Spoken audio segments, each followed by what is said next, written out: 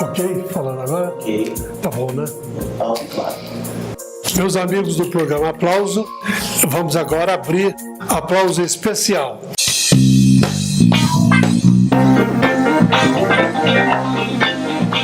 Recebendo uma visita muito especial, nada menos do que o promotor de justiça, Fernando Krebs. Seja bem-vindo. Muito obrigado, Arthur e telespectadores. O programa Aplauso quer saber, em primeiro lugar, doutor Fernando, a sua profissão, o seu desempenho. Vai bem?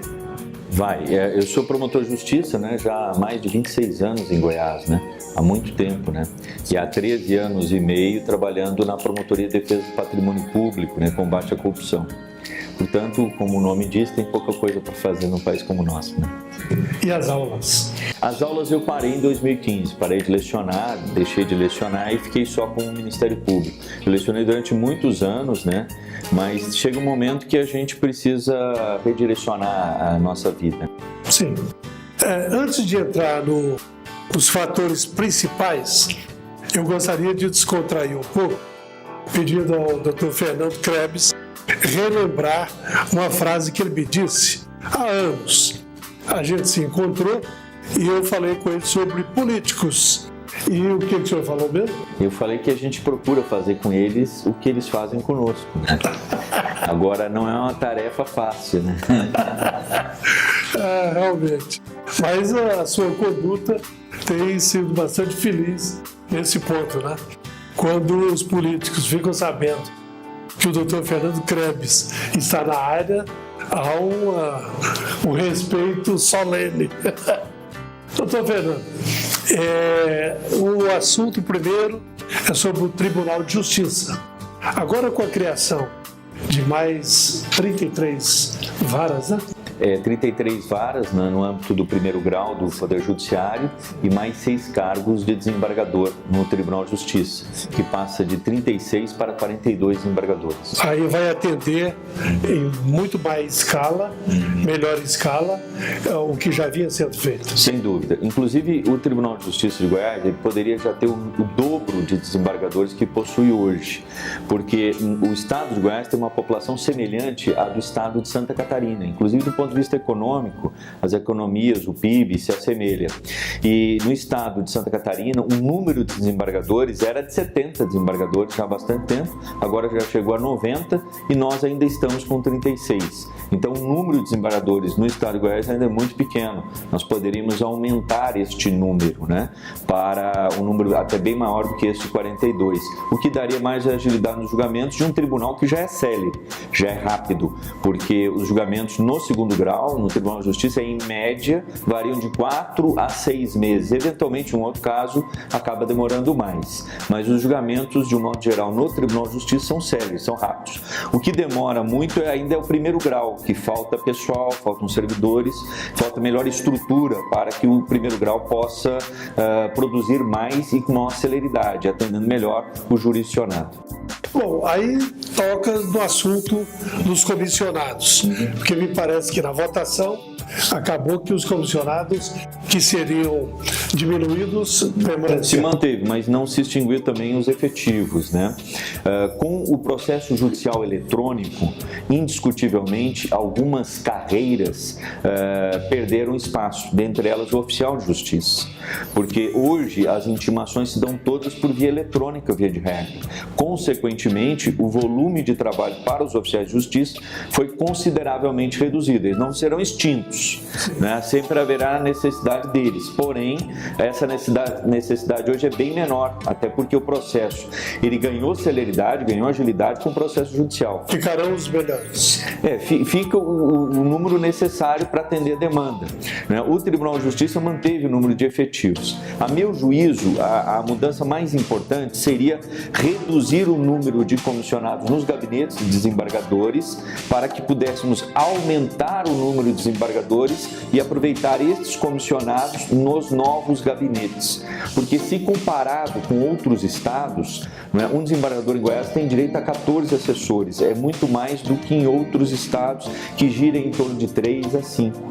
Então, se nós conseguíssemos reduzir esse número de comissionados nos gabinetes, mas repassando isso para novos gabinetes, novos desembargadores, que inclusive tem onde ser instalados, porque hoje nós temos todo o prédio antigo do Fórum à disposição do Tribunal de Justiça, já que nós temos um Fórum Civil, que o sinal ficou muito bom, né, e um novo Fórum Criminal. Então, o primeiro grau ele está bem instalado em prédios novos e foi desocupado o Fórum antigo e, consequentemente, se ganhou espaço para a criação de mais cargos de desembargador, o que será bom para o tribunal, porque dará maior representatividade aí. E se for bom para a nossa já sofrida, né, e exausta população, melhor ainda. Não, com certeza. E a tendência é que melhore o andamento dos processos, né? Perfeito. Bom, agora vamos a um assunto aí que é um assunto do momento. Todo mundo quer saber aquela história do ministro do STF, Gilmar Mendes, e a história do laxante. O senhor pode discorrer sobre o assunto? Claro, perfeitamente. Nós fomos convidados para fazer uma entrevista falando sobre o tema da nossa atuação, que é a corrupção, na Rádio Brasil Central, durante 1h30, programa O Mundo em Sua Casa. E lá o tema não era o ministro, nunca foi o ministro, não tenho nada pessoal contra o ministro, né? Mas surgiu o tema do Supremo Tribunal Federal, surgiu o tema das decisões do ministro Gilmar Mendes, e aí nós fizemos uma crítica às decisões do ministro, que, por sinal, nós não somos os únicos a fazer essas críticas, né? Aliás, ele aparece muito nas redes sociais, né, com a participação efetiva e espontânea da população, sim, que o critica muito. Muito, inclusive com muita veemência, né? E não só a população, a sociedade de modo geral, né? Mas nós tivemos algumas manifestações até em voos que o ministro pegou, né? Fora Gilmar! Fora Gilmar! Fora Gilmar!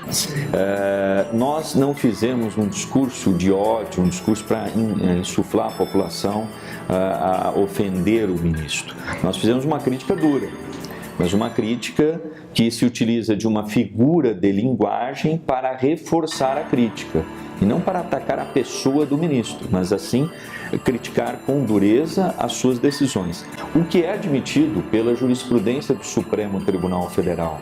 As autoridades públicas, elas estão sujeitas à crítica, né, a esse escrutínio público, né, não só da imprensa, mas de todos os cidadãos, né, e o ministro não teve a tolerância que se era de se esperar para recepcionar as críticas e respondê-las da forma como quisesse, né? A reação dele foi... A reação dele não foi tolerante, não é? Foi uma reação intolerante para com as críticas que ele recebeu, né? No entanto, ele tem sido tolerante com outras coisas, no que diz respeito à concessão de habeas corpus para presos criminosos do colarinho branco, especialmente aqueles da Operação Lava Jato. Chamado de o rei da soltura, né? Pois é, então, esses termos, que são adjetivos que se utilizam, não tem o condão, o objetivo de agredir a pessoa do ministro. Até porque não é do meu feitio, não é do meu estilo, né? E sim fazer uma crítica contundente, daí porque se utilizou de uma figura de linguagem que nós utilizamos, qualquer pessoa que usa a palavra, os jornalistas, os operadores do direito, para reforçar a crítica, né? O ministro fez uma reclamação disciplinar no CNMP, no Conselho Nacional do Ministério Público, né? Já havia uma outra reclamação disciplinar com relação a um procurador da República da Operação Lava Jato, Carlos Fernando, de Curitiba do Paraná. O CNMP entendeu que a Corregedoria Local deveria apurar. Esta é a tendência com relação ao meu caso, que também se remete à Corregedoria Local, né? E o ministro, acreditando que isto poderia gerar uma não sanção, né, resolveu também entrar com uma queixa-crime contra a minha pessoa. Né? E eu vou aguardar a citação e fazer minha defesa. Né? A defesa do direito de crítica, do direito de manifestação, de opinião, de expressão, são direitos democráticos que vêm desde a Revolução Francesa, né, que são patrimônios da humanidade. E a rolar como testemunhas o ex-procurador-geral da República, Rodrigo Janot, que travou vários embates com o ministro, que foi duramente criticado por ele, com muita severidade, né, e o ex-ministro Joaquim Barbosa, né, que também teve embates com o ministro Gilmar Mendes e que também foi duramente criticado por ele, que também o criticou. Né, e, no entanto, nenhum dos dois sofreu representações criminais, muito menos. E estuda também a possibilidade de, na exceção da verdade, né, ou seja, no direito de provar que nós não estávamos criando uma situação ou inventando alguma coisa, e sim fazendo uma crítica em cima de fatos concretos, né, a rolar até o ministro Luiz Roberto Barroso, não é, que recentemente teve um grande embate também com o ministro Gilmar Mendes, inclusive com críticas muito duras, a meu juízo, mais duras do que aquelas que eu fiz. E deixa de fora desse seu mau sentimento. Você é uma pessoa horrível, uma mistura do mal com atraso e pitadas de psicopatia. Isso não tem nada a ver com o que está sendo julgado. É um absurdo, Vossa Excelência, aqui fazer um comício cheio de ofensas, bilis, ódio, mau sentimento, mal secreto. É uma coisa horrível. Vossa Excelência nos envergonha. Vossa Excelência é uma desonra para o tribunal. Então vai ser uma briga de gente grande e vamos aguardar aí os próximos capítulos.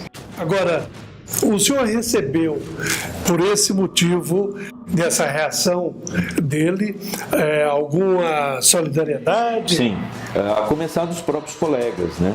Quase 300 membros do Ministério Público de todo o Brasil assinaram um manifesto, não é, em minha defesa, dizendo que eu não extrapolei do direito constitucional que eu tenho de exercer a crítica, né, e que não houve a intenção de ofender o ministro.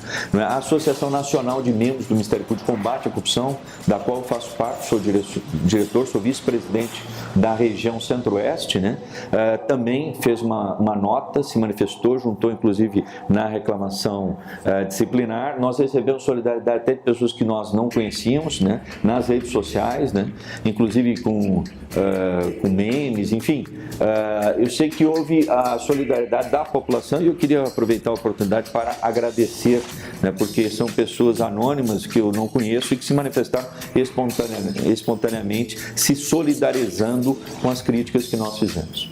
Ok, eu acho que está bem esclarecido.